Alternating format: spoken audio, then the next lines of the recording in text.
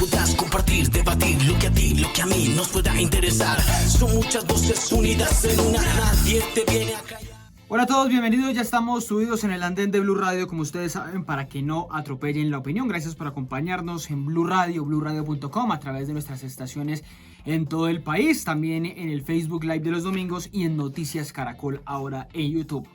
Esta semana fueron noticia dos cosas: la instalación del nuevo Congreso, las sesiones de las nuevas, de la última legislatura, no es nuevo Congreso, las últimas sesiones del Congreso que ya tenemos, que elegimos en 2018, y las nuevas manifestaciones, la nueva jornada de protestas que tiene también varias ideas de Congreso alrededor. Hay miembros del Comité del Paro que dicen que van a llevar a través de congresistas algunos de los proyectos justamente allí al Congreso para ser discutidas. Pero esas dos noticias, las protestas, que por supuesto volvieron a tener lamentablemente hechos de vandalismo y de terrorismo urbano, como los llaman algunos, esas protestas y la instalación del Congreso se mezclan en el tema que venimos a discutir en esta noche del andén, que es la idea de una ley para regular la protesta social.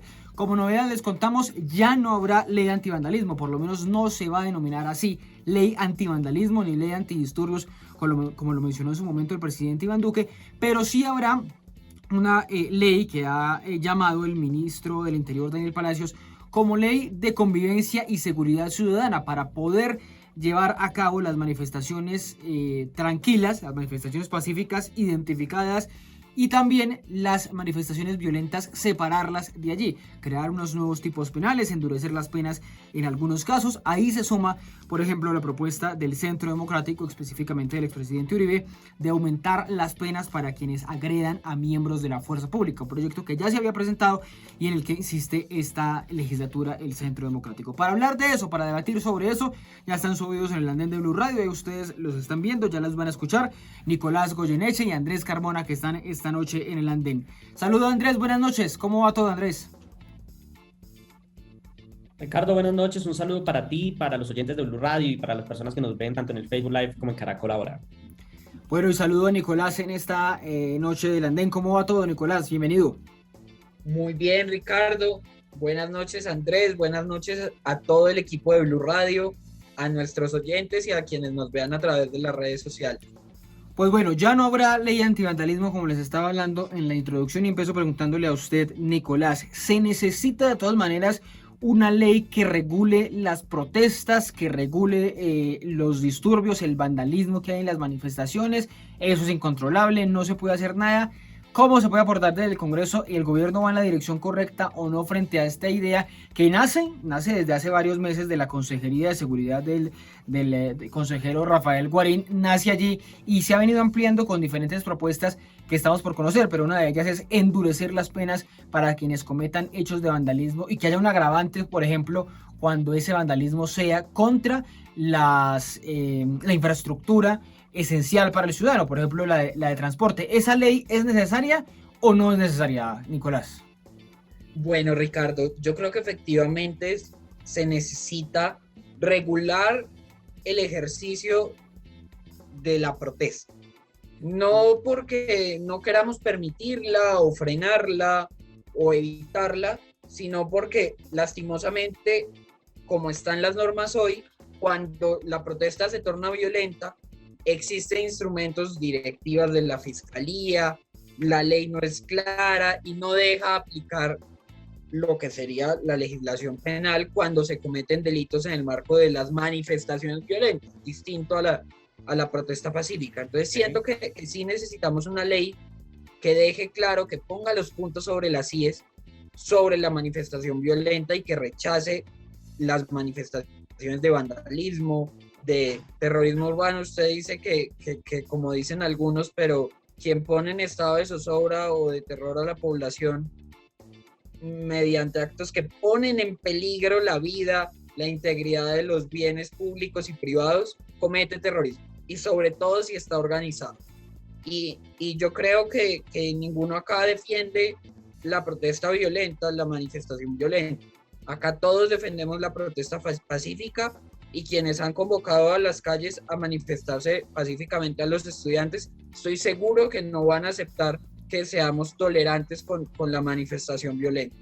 con Pero usted lo el estaba terrorismo mencionando urbano, ahí, con el por ejemplo, vandalismo. el terrorismo es hoy un delito en el Código Penal. La obstrucción de vías es ya un delito en el Código Penal, que son los bloqueos. Todo eso ya, digamos, está establecido. Daño en propiedad ajena es un delito. Todo eso ya está tipificado como delito y aún así sigue ocurriendo, aún así no hay capturas en todos los casos. Obviamente hubo unas Creo, capturas. Pero Ricardo, que el gobierno, ¿para qué algo más sí ya existe? creo que el gobierno no va en la vía correcta. El gobierno no debería presentar una nueva ley ¿Mm? agravando las penas cuando no las está aplicando, cuando aún hay directivas de la Fiscalía que impiden aplicar ciertos delitos en el marco de protestas. Porque ahora, la protesta pacífica, sí, uno puede bloquear una vía temporalmente. Lo que no podemos aceptar es que nos impongan un bloqueo de una vía nacional como la que llevaba al puerto de Buenaventura. Sí. Lo que no podemos permitir es que se cierren todas las entradas de Bogotá o de cualquier ciudad grande de más de 1 millón de habitantes, que cierre la posibilidad del abastecimiento de alimentos, de insumos médicos. Lo que no podemos permitir es que, habiendo ambulancias transitando por vías nacionales, se impida su paso, llevando a la muerte de menores de edad o de niños recién nacidos. Hay límites y creo que hay que dejarlos claros, y no entiendo el gobierno por qué presenta una nueva ley cuando tiene las herramientas, algunas herramientas jurídicas hoy. Pero Entonces, ¿qué directivas dice usted que el gobierno no está cumpliendo? ¿Qué directivas de la Fiscalía frente a las protestas? existe una directiva de la Fiscalía que aún aplican algunos fiscales, Ajá. porque el fiscal Barbosa lamentablemente, entiendo, no lo ha corregido, y es una directiva que impide aplicar ciertos tipos penales en el marco de manifestaciones. Y yo entendería esto para una protesta 100% pacífica, pero no para una protesta donde, como hemos visto en algunos casos, que son minoría dentro de las manifestaciones que se han surtido en Colombia durante los últimos meses, pero hay casos donde encienden cócteles molotov y lo lanzan a la fuerza pública, hay casos donde han quemado establecimientos financieros, cajeros automáticos, centros de atención inmediata, que poner en peligro y destruir la infraestructura de seguridad de las ciudades es poner en peligro a todos los ciudadanos, no solo durante ese día, sino durante todo el tiempo que dure esa situación de anormalidad. Entonces yo sí creo que hay que poner límites. No estoy de acuerdo con presentar nuevas leyes si no se están aplicando las que están vigentes. Sí. Entonces, bueno, agravar las penas, chévere, se da un mensaje poderoso de rechazo, pero si no se va a aplicar no sirve para nada. Cuando ocurren las manifestaciones, porque esa es la otra discusión y usted está diciendo, hay que saber diferenciar entre el manifestante pacífico y el violento, y nadie debería respaldar una protesta violenta. Pero ¿cómo hacer la diferencia en ese fiscal, en ese juez que vaya a tomar cualquier decisión? Si aquí a mi lado, yo estaba manifestándome, aquí a mi lado hubo un señor que lanzó una bomba molotov y nos capturan a los dos, pero yo no tenía nada que ver. Si es fácil que se pueda diferenciar el responsable cuando están ahí mezclados, cuando están ahí tan cerca, por ejemplo. Lo que deberían hacer las manifestaciones pacíficas y las autoridades también es individualizar al violento y rechazarlo. Entiendo, han habido muchas manifestaciones en las que se ha dado el mensaje correcto de expulsar de la marcha Sí, señor. al violento, de señalarlo y rechazarlo públicamente. Y creo que eso puede funcionar, pero no en todas las manifestaciones ha sido así. Yo sí creo que hay que, por ejemplo, mejorar el seguimiento en video de los procedimientos del SMAT o de la fuerza disponible de la policía, para que se tengan mecanismos probatorios de si me capturaron estando al lado del vándalo, al lado del que destruyó el cajero automático, pero yo no tuve nada que ver, tenga cómo Sí. probar. Y entiendo el miedo a que se den capturas de manifestantes pacíficos que nada tienen que ver con la violencia. Pero yo creo que esto empieza por precisamente los manifestantes dar un rechazo contundente y que se sienta y que los manifestantes violentos sepan que en la protesta pacífica no están bienvenidos. Escucho ahora a Andrés, decía el ministro esta semana que vienen temas en esa ley antivandalismo, que ya no se va a llamar así, vienen temas como la reincidencia, castigar la reincidencia, también modificaciones de cuantía al orden, al hurto simple y agravado cuando se presenten en medio de estas manifestaciones, agravantes, como les decía, sobre el daño en bien ajeno o cuando hay violencia al servidor público. Andrés, necesitamos una reforma así, necesitamos conformar un texto para que se meta miedo con las penas que hay cuando hay violencia en las manifestaciones, hacer cumplir la ley, como decía Nicolás. ¿Qué se necesita en estos momentos, Andrés?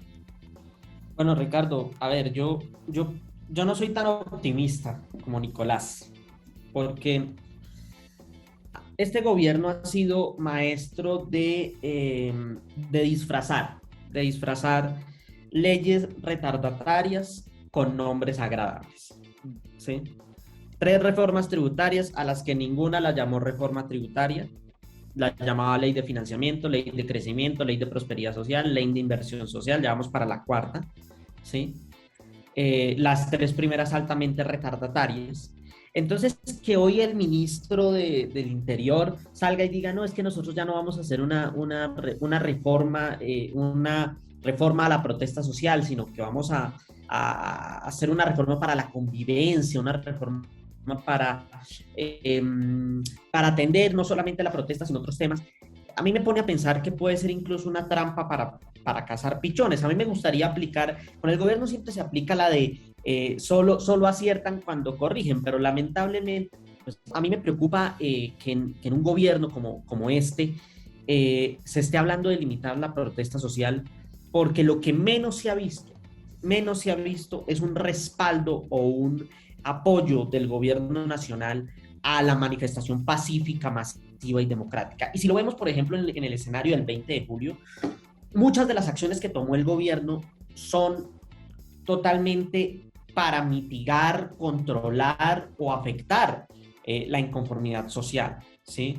El hecho propiamente de cerrar la Plaza de Bolívar a la altura de la Jiménez con Séptima, sí, acordonar toda esa zona, el solo hecho, por ejemplo, de adelantar la instalación del Congreso desde las 3 de la tarde a las 8 de la mañana, de mover el desfile militar del 20 de julio a un recinto cerrado como la Escuela Militar, pues son acciones en el que el gobierno nacional sabe que habían manifestaciones sociales y no sé si es por miedo o propiamente también por evitar y controlar y contener la protesta social, pues no lo hacen. Pero ¿cómo se limitó ahí, Andrés? ¿Cómo se limitó ahí la protesta social? Me quedo ahí un segundito con lo que usted dice. Cerrando la Plaza de Bolívar y cerrando el desfile militar, adelantando las sesiones del Congreso. Si hubo protestas en 11, 12 puntos de Bogotá, en 95 municipios del país se realizaron manifestaciones. ¿Se limitó realmente por encerrarla, por adelantar la sesión del Congreso, por ejemplo?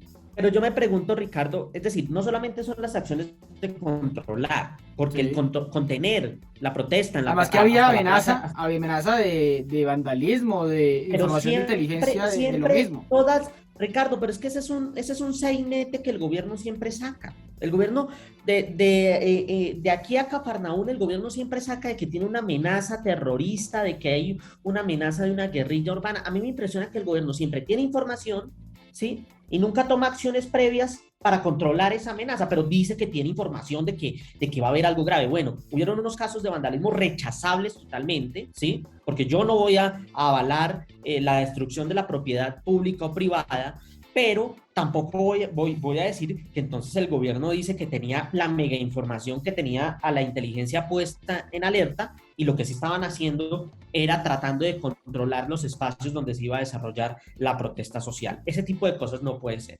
Hablamos de un gobierno que desoye, que no le interesa las voces de inconformidad, a pesar de que Marta Lucía Ramírez sale a los organismos internacionales a decir que ellos respaldaban la inconformidad social, que a ellos les parecía muy buena, sí, pero por ejemplo ayer, cuando la voz de la inconformidad estaba representada, por ejemplo, en el Congreso por los partidos de la oposición, Duque lo que hizo fue pararse de la mesa y volver a hacer la jugadita, sacar un decreto y decir, el que los escucha es el ministro del Interior y yo me voy. Ese tipo de cosas demuestran que este es un gobierno que no escucha. Entonces, cuando nos salen con una ley de convivencia, que antes era una ley antivandalismo, pues uno también empieza a preocuparse a decir, ojo, habría que mirar el articulado, ver qué clase de micos tienen, porque con seguridad pueden tomar acciones totalmente contrarias para el desarrollo de la movilización pacífica y de la inconformidad. Abro la discusión también para escuchar a Nicolás, que le responde a Andrés, pero quería preguntarle a Andrés una cosa, y es, no, los más contentos en estos momentos no deberían ser los manifestantes pacíficos con una reforma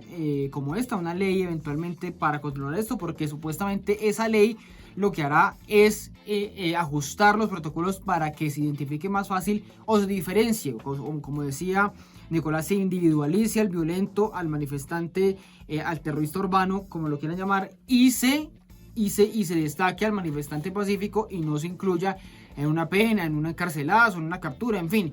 Eso no debería satisfacer a los manifestantes, a los que han salido a manifestarse todos estos días en el país, todos estos meses. Mire, a ver, digámoslo de esta manera. El problema no viene a ser esas buenas intenciones. Habría que conocer a profundidad el articulado, ¿sí? Porque en la profundidad del articulado mucho mico hay. Y en las discusiones del Congreso mucho mico va, ¿sí? Ya sabemos que las intenciones del Centro Democrático nunca han sido proteger la protesta social y pacífica. Ellos protegen la protesta que a ellos les sirve, ¿sí? Su protesta al estilo del ministro de Defensa, su protestódromo donde pueden ir a desahogarse, a hacer lo que se les da la gana, ¿sí? Como decía el ministro Molano cuando era concejal de Bogotá, ¿sí? Esa es la protesta de ellos. O la protesta de las protestas que hacían contra el acuerdo de paz. Esas son las protestas que ellos defienden. Pero la protesta que se ha venido manifestando pacíficamente contra el gobierno, esa sí no la defienden. Entonces, a mí lo que me da miedo es que en una ley de estas, creada y avalada por el Centro Democrático, pueda haber cualquier mico para reprimir a la protesta social. Segundo, a mí me preocupa esa lógica colombiana de que todo siempre es un problema de falta de leyes. Entonces, para resolver el problema hay que poner una ley. Para resolver, para diferenciar al manifestante pacífico del manifestante violento, hay que poner una ley. No, ese no es el tipo de cosas. Hay unas leyes que ya se han establecido, usted mismo las mencionaba, hay unos protocolos que se han establecido. En Bogotá se han establecido protocolos, por ejemplo, desde la Alcaldía de Bogotá, para acompañar y diferenciar las manifestaciones y para la atención de la fuerza pública en ese tipo de cosas, pero no se cumplen, ¿sí? Y el gobierno nacional ni le interesa cumplirlas, ¿sí? Entonces ahora hablar de una ley, eso para mí es demagogia. Para mí es demagogia, pero es también la puerta de entrada para que tomen acciones muy retardatarias o acciones muy autoritarias contra la protesta social y pacífica. Pero en ese sentido lo que yo digo es, a mí me ponen mucho cuidado un gobierno que ha demostrado que no le interesa para el carajo la movilización social, que echa un discurso en la plenaria del Congreso como si esto fuera Narnia, el país perfecto, y no ve una inconformidad que está a 2 cuadras, ¿sí? Le importa un carajo, y entonces ahora vienen a decir que es que su propósito es como monjas de la caridad a salvar, como los grandes gestores, es que vamos a proteger la protesta pacífica. No, cuando un gobierno ha demostrado que no le interesa para el carajo la protesta pacífica, cuando su único interés es estigmatizar, atacar, violentar, ¿sí? Pues ahí sí cualquier ley que presenten Nicolás, en ese propósito, pues es equivocado. Es en el mismo propósito de lo que han presentado las reformas tributarias, para clavar a la gente bajo la excusa de que esto es una reforma para la prosperidad social. Nicolás, ¿hay riesgo de que haya micos acá y se termine restringiendo la protesta en un proyecto lanzado por el gobierno? Pues los micos siempre van a ser un riesgo, los pone cualquier congresista puede poner micos. También han puesto micos en leyes tratando de hacerlas mejores para los ciudadanos. La izquierda, eso no es algo exclusivo. ¿Cómo cuáles?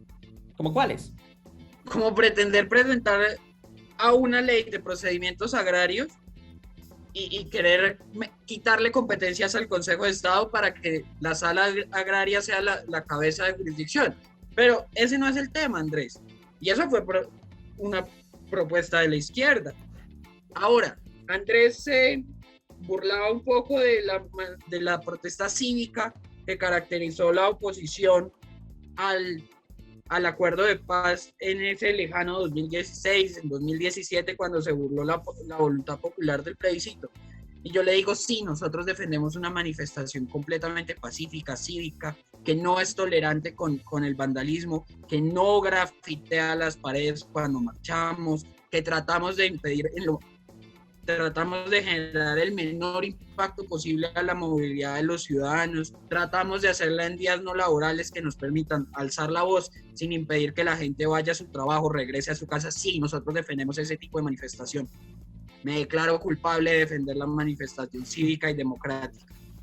Por eso, es que esa es la única manifestación que usted defiende, pero una manifestación pacífica, democrática, que estalla. Es que las movilizaciones y la protesta social no es simplemente para alzar la voz, es para incomodar, para hacer llamar a la gente. Por supuesto que hay que rechazar la violencia. Yo le pregunto, la violencia, Andrés, el atentar contra eso hay que rechazarlo. Pero si la yo le movilización respeto, incomoda, pues también es válido.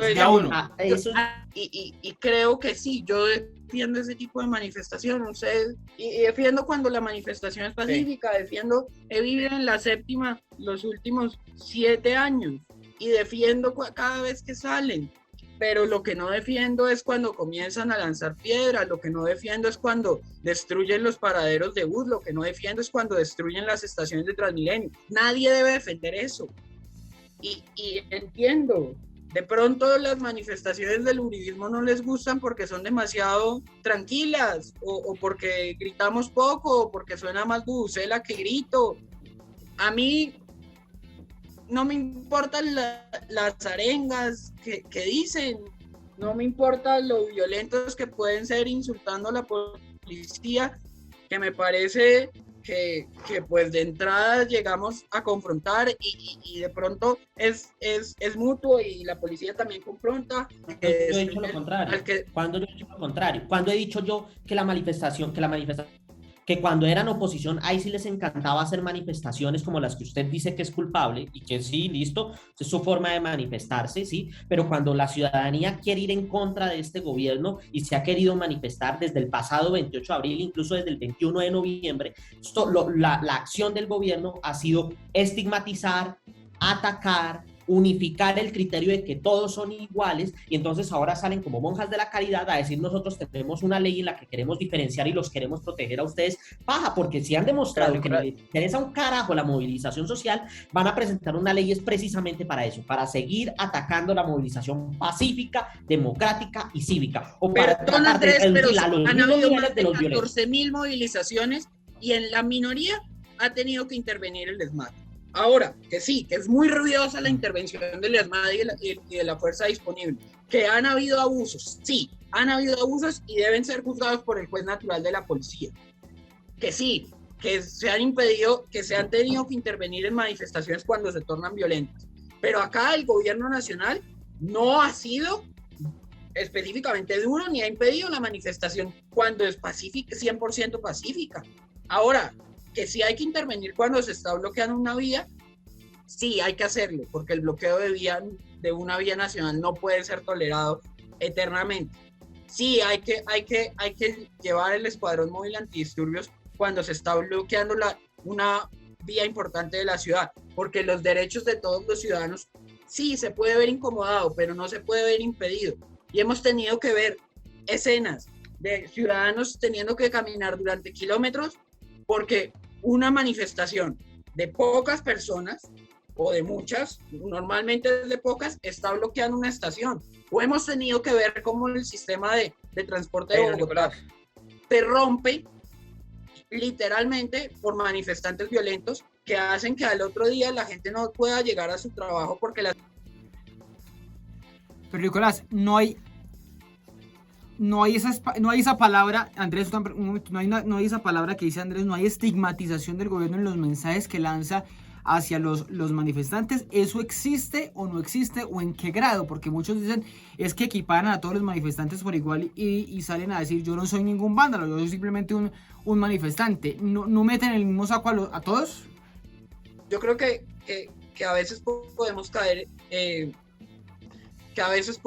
en estigmatizar ambos tipos de violencia y le lanzo un mensaje al gobierno nacional de que deje claro que él lo ha dicho y no sé por qué no lo tenemos claro, que sí, es diferente la protesta pacífica a la manifestación violenta dejémoslo claro y hablemos con franqueza sobre eso y no nos peleemos por defender la protesta pacífica. Todos lo hacemos, incluso el gobierno Ay, no me digan que Iván Duque es un dictador y que él ejerce fuerza, porque no es cierto. Pero que tiene actitudes autoritarias, que su acción desde la policía ha sido equivocado, que la acción de la fuerza pública para atender la protesta tiene una cuestión sistemática en la que no se ha procedido a reformar la policía. Mire, usted... Yo le hago una pregunta, Andrés. Cuando se bloqueó el puerto de Buenaventura, a mí me parece escuchar que usted está diciendo que la policía ha actuado decentemente en las protestas.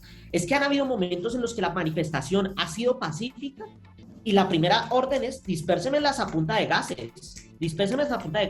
¿Cuántos muertos a manos de disparo de arma letal no ha tenido la policía? Y esto entonces lo quieren volver un tema de manzanas podridas, de manzanas... ¿Cuántos lesionados no ha tenido la policía por piedras lanzadas?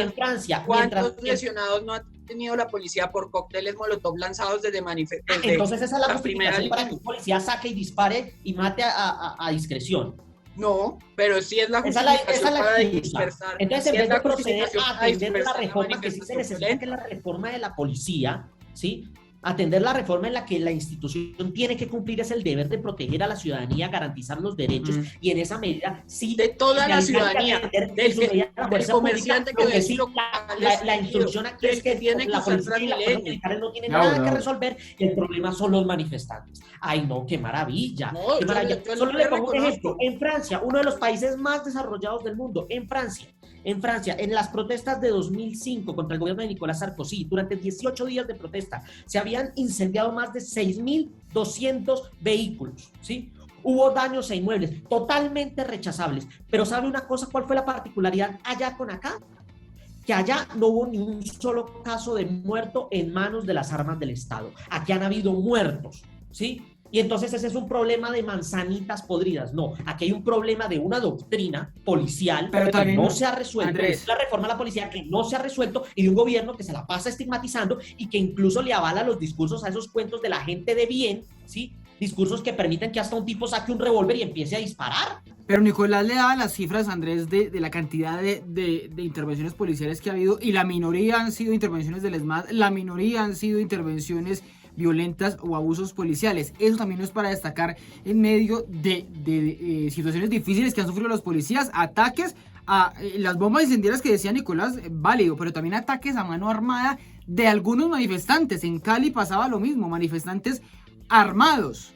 Manifestación. Absolutamente. Entonces, y eso es lo que debe atender a base de la ley actual. Es que, Ricardo, el punto de la famosa reforma que se está presentando es que aquí no la han presentado, es porque esto está sin ley y sin Dios, que esto es el lejano oeste. Aquí quienes han promovido la idea del lejano oeste es desde el mismo gobierno. Entonces, saben que ya la ley presentarla como ley antivandalismo no les sirve, ¿sí? Porque ya incluso las entidades internacionales ya se han dado cuenta, las mismas cifras que dice Nicolás, de que en la mayoría, el 80% de las movilizaciones han sido pacíficas y democráticas, ¿sí? Pero entonces, ¿qué es que hay que regular la protesta? Entonces, si el 80% de las movilizaciones son pacíficas y democráticas, entonces, ¿qué es lo que hay que regular? La ley está para atender al violento. Ojalá podamos reducir ese porcentaje. Ese es el punto. Ojalá podamos reducir ese porcentaje. Esto no puede ser una cuestión de simplemente manzanas podridas, Ricardo. Aquí hay que atender una reforma a la policía. Me voy despidiendo con una pregunta final que les voy a hacer y es, la otra semana están anunciando desde redes sociales que va a haber lanzamiento de un movimiento que es el primer partido político de la primera línea, dicen algunos. Y lo que está pasando es que quieren emular un poco el caso de Chile y es que haya una especie de amnistía, de perdón hacia los delitos que hayan podido cometer algunos de estos miembros de la primera línea. Esa idea que también se aplica para las personas que bloquearon y que no les extingan el dominio de sus vehículos, debe pensarse que como usted participó en una manifestación y hay una especie de delito político, eso debe amnistiarse en algún momento para sentarse a hablar o descartada esa posibilidad. Le pregunto a Nicolás muy corto y a Andrés también muy corto, por favor. De darle más estatus del que merece al violento. Y me parece triste que mientras hay partidos como Dignidad o como el Polo o como el mismo Centro Democrático que han tenido que surgir de procesos jurídicos fuertes que requieren un trabajo grande de diálogo con la ciudadanía, ahora venga a declararse partido político y darle estatus a quienes han provocado mucho daño. No solo primera línea, todos los manifestantes violentos, como si hagamos un partido para los manifestantes violentos, no. Se han producido más de 477 destrucciones de establecimientos comerciales. Eso no es el gran empresario, los dueños de éxitos, Cencosud. No, los establecimientos comerciales también han afectado al pequeño comerciante, a ese comerciante de la Caracas que tuvo que sacar su negocio adelante con mucho esfuerzo, que no es culpable de ninguna de las acciones del gobierno y que no deberían atacarlo tampoco los manifestantes violentos. A mí me parece que darle estatus a quien comete delitos no es un buen camino, es un pésimo mensaje para la democracia. Otra vez lanzamos el mensaje. Listo, decía la senadora Paloma Valencia que va a promover un proyecto con un articulado para que se elimine definitivamente esa idea del delito político en Colombia a propósito de esto. Andrés, lo escucho sobre eso, muy corto para irnos despidiendo. Bueno, Ricardo, muy cortico. A ver, uno celebra que en el torno de la democracia pues, surjan movimientos, ideas, e incluso un llamado que siempre hemos hecho es que las manifestaciones pacíficas y democráticas pues también puedan desembocar en la lucha electoral, ¿sí? Y ese ha sido algo que incluso lo hemos dicho. Tan es así que el Comité Nacional de Paro, y usted lo dijo al comienzo del programa, va a presentar proyectos de ley ante la bancada alternativa. Ya en poco tiempo estarán presentando ya 10 proyectos de ley que contienen pues, las formas, el proyecto de emergencia social que presentó el Comité Nacional de Paro y que el gobierno hizo oídos sordos y no quiso negociar, ¿sí?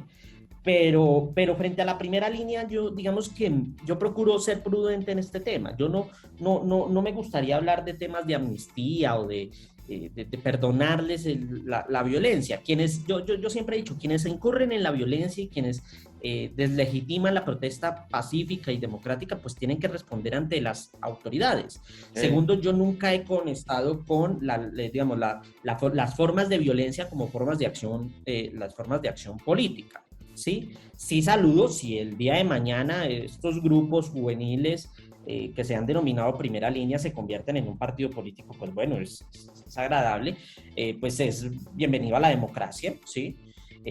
Pero en ese sentido yo no puedo aceptar que utilicen la violencia como una forma de acción política, pues porque para eso fue que también hicimos un proceso de paz, para cambiar las armas por votos, ¿sí? Pero la violencia por votos. Y desde mucho tiempo hemos dicho, ese tipo de acción fue una acción equivocada, fue una acción que no le trajo nada al país, 50 años de guerra que no arregló nada y lo empeoró todo. Y entonces ahora vamos a permitir que en ese marco entonces haya violencia en las manifestaciones y que esa violencia también la vaya a concentrar un partido. Pues empezamos hablando de ley antivandalismo, lo que va a quedar de ella o cómo se va a reformar, y terminamos hablando de ese otro tema que ha sido tan fuerte durante estas semanas en Colombia, el tema de la primera línea, de si va camino a un grupo armado como lo debatimos aquí en su momento, o si irá camino a ser un partido político, aunque algunos de ellos pues seguramente buscarán, por lo menos por parte de las instituciones de las autoridades, ser judicializados por algunos delitos que hayan podido cometer en medio de estas manifestaciones. Pues a Nicolás, Andrés, un fuerte abrazo les envío. Nos escuchamos, nos vemos en una próxima ocasión aquí del Andén de Blue Radio. Espero que todo vaya muy bien, y a ustedes también muchas gracias por acompañarnos en estos minutos. Nos escuchamos enseguida para seguir hablando ahora de legalización de drogas.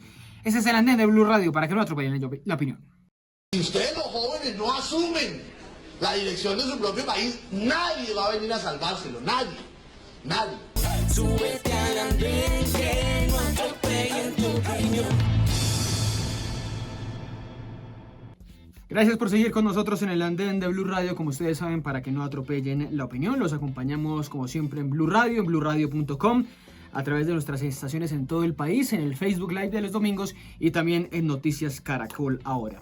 ¿qué pasa si legalizamos todas las drogas? Si se legalizan todas las drogas, es una pregunta, un debate que se ha abierto en Colombia por estos días, en las últimas semanas, pensando en la campaña presidencial, por supuesto, del otro año, pero pensando en la realidad del país, pensando en un problema tan profundo, tan grave, que es el del narcotráfico, que genera y que deriva seguramente en otras violencias y que genera también un tema de debate, de discusión sobre el prohibicionismo. Si esa guerra contra las drogas y esa lucha que emprendimos basados en Estados Unidos y que recientemente cumplió 50 años basado en el discurso aquel de Richard Nixon, si esa lucha que no ha tenido resultados realmente valiosos, pues hoy debe replantearse, pero ¿de qué manera?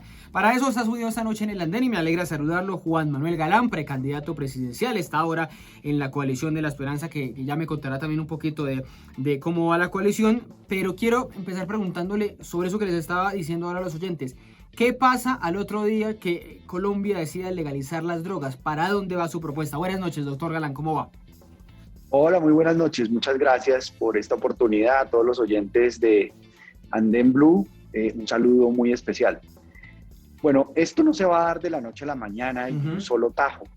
Esto es un proceso por etapas, progresivo, paulatino, que debemos construir. Y primero tenemos que construir los cimientos de una nueva política, cuyo digamos, principio fundamental sea buscar un mundo libre de abuso de las drogas.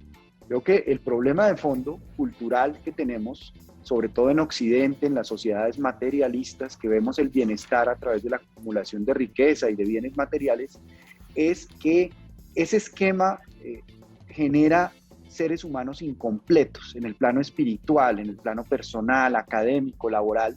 Y lo que tenemos que buscar son las causas de que la gente se sienta insatisfecha y busque abusar de las sustancias, tener una relación abusiva con las sustancias. No solamente con las sustancias hoy ilegales, sino con las legales, como el alcohol.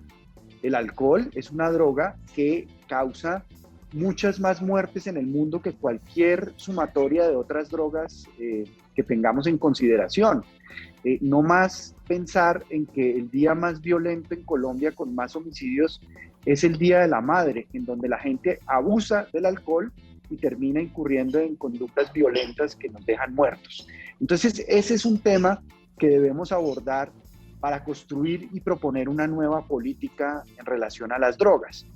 Hay un componente internacional fundamental en donde nosotros tenemos que avanzar en convencer al mundo de que esta política ya cumplió 50 años, ya demostró que es un fracaso, que no funciona, que no sirve, y que debemos proponer una nueva política y que tenemos que hacerlo de manera concertada en muchos aspectos. En otros aspectos, Colombia puede avanzar, por ejemplo, en regular el uso adulto del cannabis con unos principios de un uso informado y un uso también responsable de la sustancia.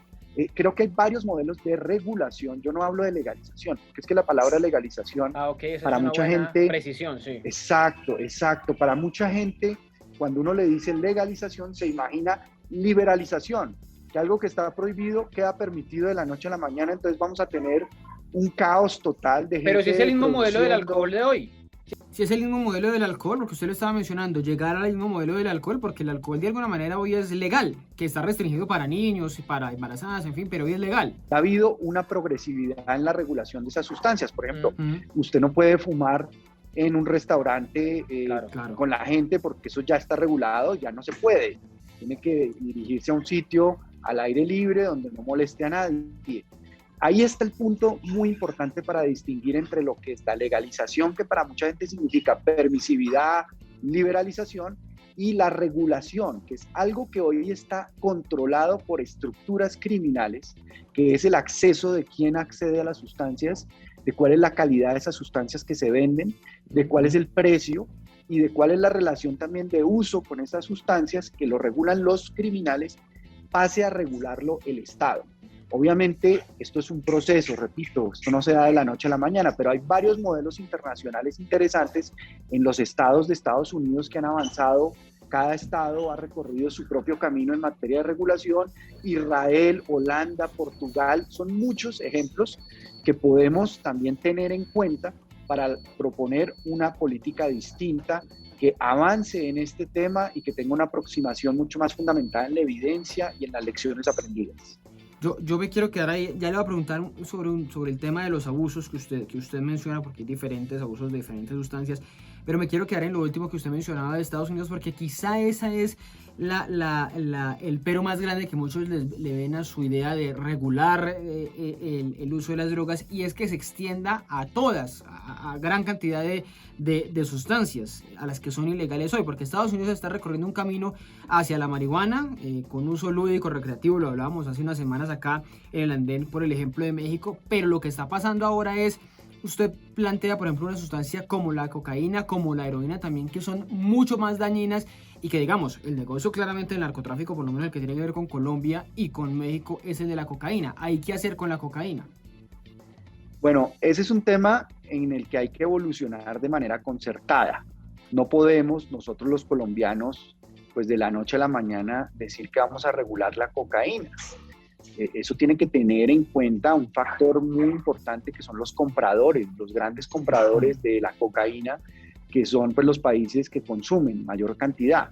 Entre otras cosas, ese mercado se va a disparar porque los lugares habituales de consumo de cocaína, como los bares, las discotecas en Europa y en Estados Unidos, estuvieron cerradas por la pandemia. Claro, ahora se van a reabrir y vamos a tener que prepararnos para un incremento exponencial de la demanda de cocaína colombiana en el mundo, que con unos químicos como la gasolina, como precursores como éter, acetona, se convierten en clorhidrato de cocaína, que es ese polvo blanco que se exporta a Estados Unidos y a Europa y que consumen allá pues con fines diversos. Nosotros podemos, por ejemplo, trabajar con las comunidades cultivadoras de hoja de coca para que además tengan cooperativas, asociaciones con acceso a crédito, asistencia técnica, para desarrollar, por ejemplo, una industria alimenticia alrededor de la hoja de coca, desarrollar una industria medicinal alrededor de la hoja de coca. La hoja de coca le están descubriendo propiedades que además los indígenas ya le descubrieron en su uso ancestral para tratar el frío, el mal de altura, el soroche. Pero ese es ese negocio es igual de bueno en la cocaína, porque un gramo de cocaína, dependiendo usted donde lo mire, gane, un gramo vale como 600.000 o 400.000 pesos, dependiendo del mercado en el que esté. Y la hoja de coca es un precio paupérrimo, o sea, los campesinos con la hoja de coca no venden absolutamente nada. Entonces, ¿si hay un negocio ahí con la hoja de coca para que sea atractivo? Pues los campesinos hoy en día les están pagando un precio paupérrimo los narcotraficantes para comprarles sus cosechas. Por eso yo digo que la guerra contra las drogas en buena parte es una guerra contra los pobres, porque ¿quiénes son los que están terminando en la cárcel? La gente pobre, vulnerable. ¿Quiénes son los campesinos que les toca cultivar coca porque no tienen otra opción? No tienen vías terciarias, infraestructura social, mercado. Entonces el Estado es el que debe intervenir allí para corregir esa situación y comprarles a un precio subvencionado la cosecha de hoja de coca a los campesinos y que sea aún mayor, por encima del precio que pagan los narcotraficantes, para quitarle la materia prima a los narcotraficantes. Eso ya lo podríamos hacer en Colombia y eso le quitaría a las estructuras criminales la materia prima que necesitan para alimentar laboratorios que han creado últimamente y que hemos descubierto con capacidad, por ejemplo, para producir 1 tonelada de cocaína al mes, tecnificados, industrializados, que valen 10.000 millones de pesos su montaje, con su personal, con sus aparatos, y que pueden producir 1 tonelada de cocaína al mes. Esto nunca lo habíamos visto en Colombia, y quitarle esa materia prima y quitarle ese sometimiento, ese yugo impuesto por las estructuras criminales a nuestros campesinos debería ser una prioridad por parte del Estado y se ha propuesto desde hace mucho tiempo.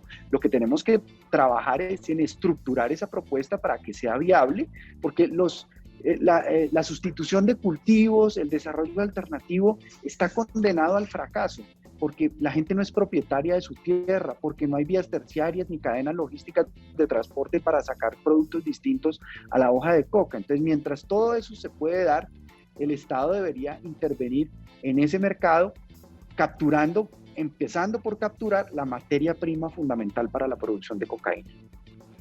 usted le está hablando de lo de los abusos de las sustancias. ¿Usted es consciente de que hay abuso en el consumo del alcohol, hay abuso en el consumo de las gaseosas? Hay gente que dice, yo soy adicto a tal gaseosa, yo soy adicto a los dulces, al chocolate. Bueno, a diferentes adicciones. ¿Es fácil controlar? ¿Es posible que haya intervención del Estado para controlar esas adicciones? Muchos hablaban de esa discusión ahora con la ley de comida chatarra, que el Estado se meta un poquito más a controlar qué come la gente. ¿Eso debe hacerse? ¿Cómo puede hacerse que se controlen estas adicciones que hacen parte, digamos, de la naturaleza humana, pues? Bueno, varios elementos de respuesta ahí. Lo primero es que tenemos que construir una cultura de consumo informado y responsable y hacer pedagogía y educación en ese consumo responsable e informado. Es decir, que la gente sepa cuál es la línea roja para caer en el abuso de la sustancia. Que no sea una prueba de machismo o de valentía el que más toma trago y más aguanta tomar mucho trago, que es algo muy preponderante en nuestra sociedad, ¿no? La cultura de emborracharse. ¿Por qué? ¿Por qué tenemos que llegar allá? Porque es que no todos los consumos son problemáticos ni pueden llegar a caer en la adicción. Hay consumos que las personas tienen de sustancias que no afectan su vida laboral, su vida familiar, su vida social, su vida personal, y que no tenemos por qué ocuparnos de esos consumos, ni perseguirlos, ni criminalizarlos. Y hay consumos problemáticos que necesitan ser detectados con alertas tempranas a tiempo para intervenir y no dejar que la persona termine en la calle como habitante de calle, perdido en la adicción. Pero ya para esas personas que tienen adicciones, tenemos que desarrollar un componente de salud pública muy sólido para reconocer, y eso fue una ley que yo trabajé y que hice aprobar en el Congreso en el 2012, la ley 1566, que reconoció la adicción como una enfermedad por primera vez en Colombia, para quitarle esa mirada criminalizante a los consumidores y a los adictos y darle un enfoque de salud pública y ordenarle al sistema de salud abrir ofertas de tratamiento de calidad para recuperar a las personas víctimas de la adicción. Y hay otro componente que es el de reducción de daño, que también tenemos que desarrollarlo, que inclusive el propio Centro Democrático, en cabeza de algunos de sus miembros, han propuesto avanzar en el tema de centros de consumo controlado para reducir el daño. En eso hay experiencias como en Vancouver, en Canadá, y en varios países del mundo, en Suiza, donde para evitar ese daño que causa que la gente esté en la calle compartiendo jeringas, transmitiéndose la hepatitis, el VIH, y la policía haciéndose esas intervenciones, estén en un ambiente controlado para consumir la sustancia, y poco a poco esas personas, si lo quieren voluntariamente, con consentimiento propio, ir a un proceso de desintoxicación y de rehabilitación de su adicción, lo pueden hacer. En eso yo creo que Bogotá fue pionera en los CAMAT y en la intervención primaria en salud de esas personas. Fue muy valiosa y es de las cosas que yo reconozco, pues de las pocas que se puede reconocer de la alcaldía de Bustanchay. Doctor Galán, ¿usted, algún familiar, algún amigo ha sido consumidor ocasional o alguna vez de alguna de estas sustancias, marihuana, drogas sintéticas, cocaína, heroína? Pues para preguntarle sobre cómo si ha vivido cerca el enfrentar estas adicciones a estas drogas que algunos llaman pesadas. ¿Lo ha vivido de cerca? Pues he vivido de cerca el caso de un tío político, pues que ya murió, que tenía dificultades con el alcohol, con el tabaco, y pues realmente fue muy doloroso porque era una persona inteligentísima, brillante, con unas grandes capacidades y calidades humanas, pero lamentablemente pues cayó en esas adicciones que terminaron pues destruyendo su vida. Entonces, para mí eso es un tema que he estudiado desde hace 10 años. Yo no llegué a este tema porque estoy en campaña ni es una bandera electoral. Realmente llevo 10 años haciendo debates en el Congreso, presentando iniciativas legislativas, porque creo que este es un tema primordial para Colombia. Es un tema primordial para territorios y comunidades que han sufrido, porque es que las víctimas de la guerra contra las drogas son los pobres, los jóvenes y los negros.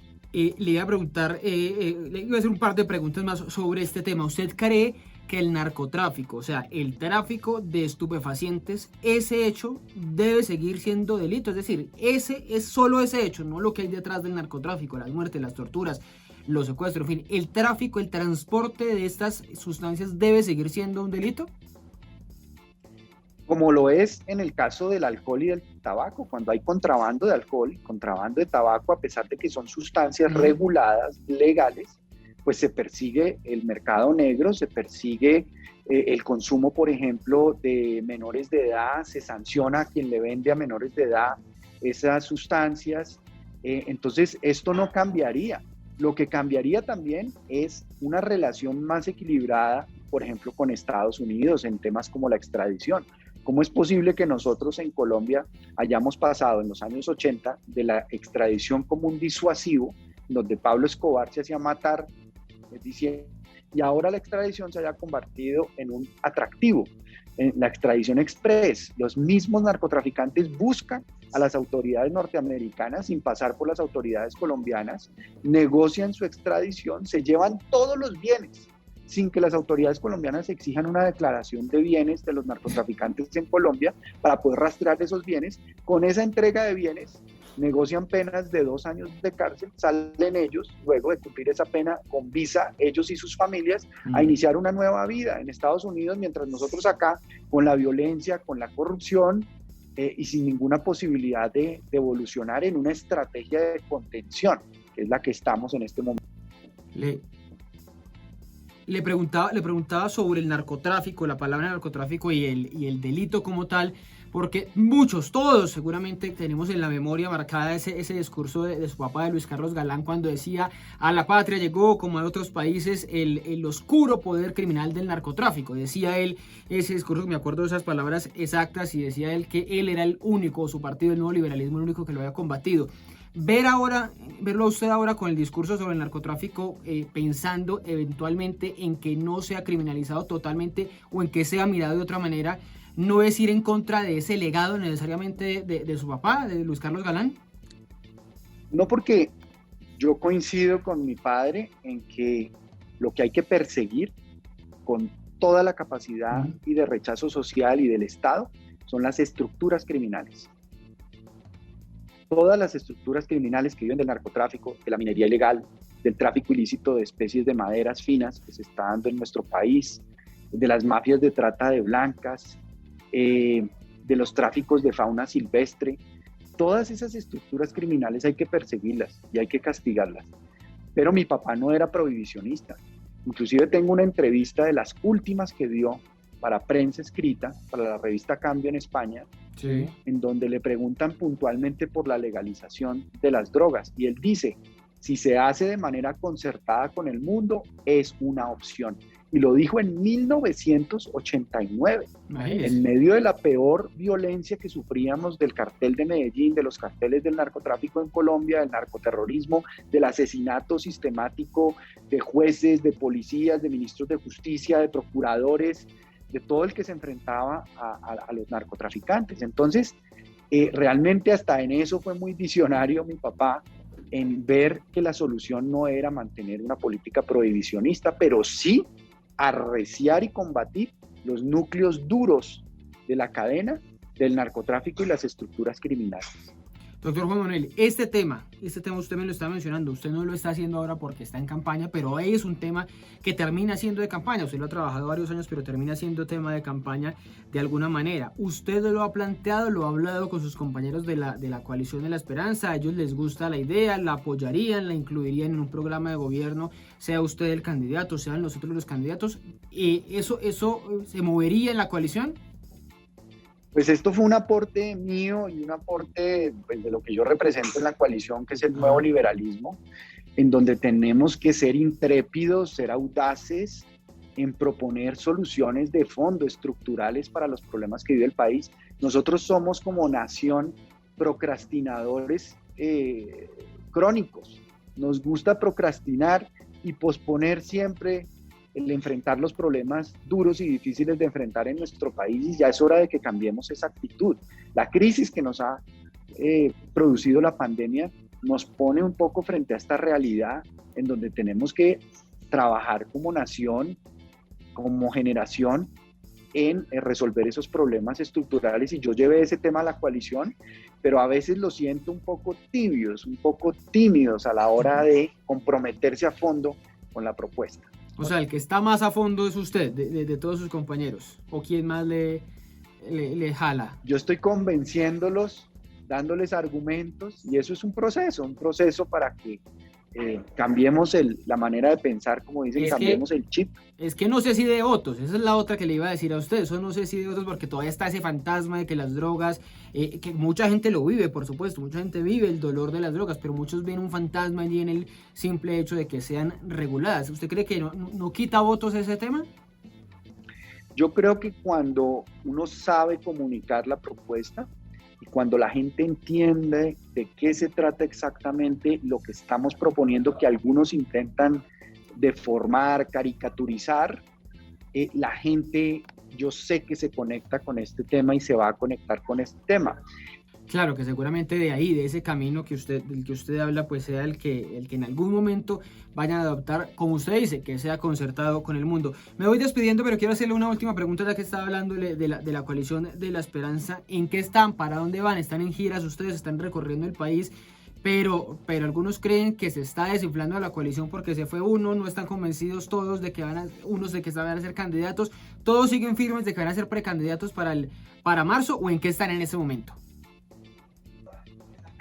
Pues hemos estado en un proceso largo, de más de un año de conversaciones, de alcanzar acuerdos, y alcanzamos un acuerdo de principios éticos, unas grandes líneas programáticas, pero yo creo que la coalición de la esperanza tiene que sacudirse. Tenemos que representar realmente esa esperanza que estamos ofreciendo al país, y para eso tenemos que saber representar al país nacional, al país real, al país de las regiones, al país de las mujeres, al país de los indígenas, al país de los afros, al país de los jóvenes, de los campesinos.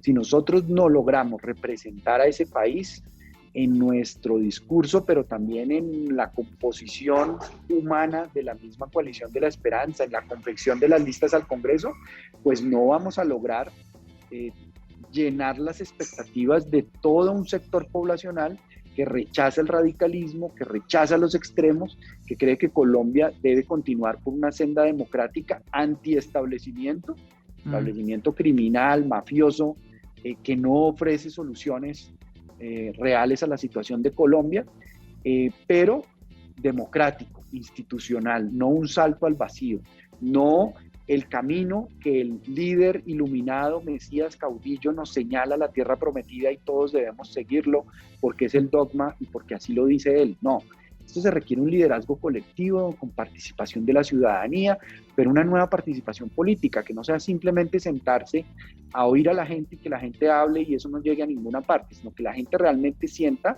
que tiene poder de influencia, de decisión, que es parte de la solución. Yo creo que si todos los colombianos logramos entender algo que es difícil de aceptar, de que todos somos parte del problema, pero todos somos parte de la solución. En la medida en que nosotros entendamos eso, vamos a poder lograr sacar a nuestro país adelante, porque este país no lo saca una persona, un presidente, un gobierno, lo saca la nación entera adelante si todos trabajamos unidos y con sentido de nación. Pues que se sacude la coalición de la esperanza, es el mensaje de Juan Manuel Galán, precandidato a la presidencia. Bueno, hablando de esa discusión que se puede abrir, dice él que todavía no está metido de lleno a la coalición en esa idea de regular, legalizar las drogas en el país, pero en algún momento seguramente el país tendrá que dar ese siguiente paso para hablar de un problema que es muy grande y que no hemos podido arreglar de ninguna manera, así sea con glifosato, con erradicación, con sustitución, no se ha podido solucionar realmente. Pues doctor Galán, un gusto saludarlo por estos días y seguramente volveremos a hablar cuando ya esté más cerca, más caliente la campaña presidencial. Doctor Galán, feliz noche. Feliz noche, ha sido un gusto, un placer esta oportunidad, mil gracias. Un saludo a Andén Blue y a todos los oyentes. Pero a ustedes también muchas gracias por acompañarnos en esta noche del Andén a través de Blue Radio, blueradio.com. Nos escuchamos la próxima semana con otro personaje y otro debate aquí en el Andén para que no atropellen la opinión. Súbete al andén, que no atropellen tu opinión. Súbete al andén, que no atropellen tu opinión. Aquí tu puta a mí nos pueda interesar. Son muchas voces unidas en una, nadie te viene a callar.